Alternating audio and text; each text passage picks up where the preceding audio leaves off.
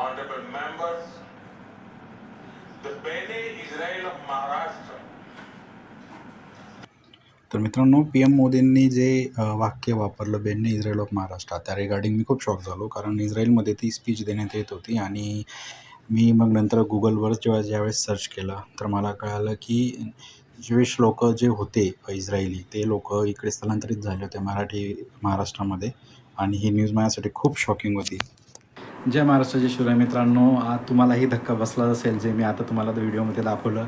मी कंपनीचं काम करत बसलो होतो आणि अचानक मी ते स्पीच ऐकावीशी वाटली मला. आणि ते स्पीच ऐकता तर तिथे जो उच्चार झाला की बेन्ने ऑफ महाराष्ट्र, हो, इस्राईलमध्ये आपले लाडके प्रधानमंत्री नरेंद्र मोदीजींनी जी काही स्पीच दिली आणि त्या स्पीचमध्ये त्यांनी मेन्शन केलं की इस्राईल आणि भारताचा ते एक नात्याबद्दल बोलत असताना त्यांनी बेन्ने ऑफ महाराष्ट्रासारख्या शब्दाला संबोधित केलं. आणि इस्राईलमध्ये राहणाऱ्या मराठी लोकांबद्दल त्यांना सांगावं असं वाटलं आणि त्यांनी सांगितलं. तर झालं काय की सुमारे 2000 वर्षांपूर्वी तिथल्या रोमन साम्राज्याच्या क्रूरतेमुळे तिथले काही लोक स्थलांतरित झाले, वेगवेगळ्या देशांमध्ये गेले.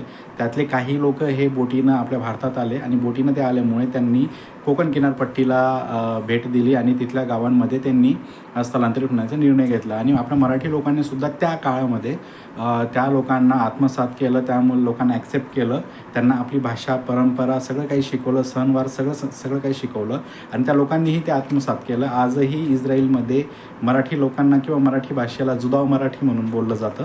आणि सुमारे त्यानंतर त्यांनी 1948 साली ज्यावेळेस इस्राईलमध्ये सर्व काही व्यवस्थित झालं, नॉर्मल झालं, त्यावेळेस ते पुन्हा स्थलांतरित झाले भारतातनं इस्राईलकडे जाण्यासाठी. तर आजही तिथले लोक हे इस्राईलमध्ये मराठी भाषा बोलतात, मराठी गाणी ते गातात, मराठी गाणे म्हणतात. त्यानंतर ते बरेचसे मराठी सण परंपरा वगैरे ते तिथं साजरे करतात. नुकतंच मुंबई विद्यापीठाच्या सोबतीने साह्याने त्यांनी तिथं मराठी भाषेचे वर्गसुद्धा चालू केलेले आहेत. आणि खूप तिथे चांगल्या प्रकारे मराठी सण वगैरे साजरे केले जातात. तिथं मराठी कम्युनिटी ही सुद्धा आहे.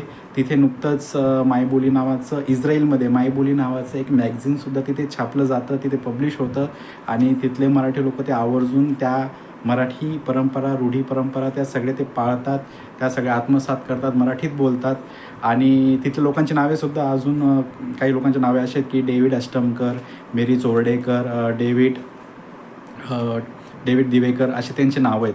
सो तिथे अजूनही त्या लोकांनी एकदा पुन्हा ती इस्राईलमध्ये स्थलांतरित झाल्यानंतर त्यांनी मराठी भाषा विसरली नाही.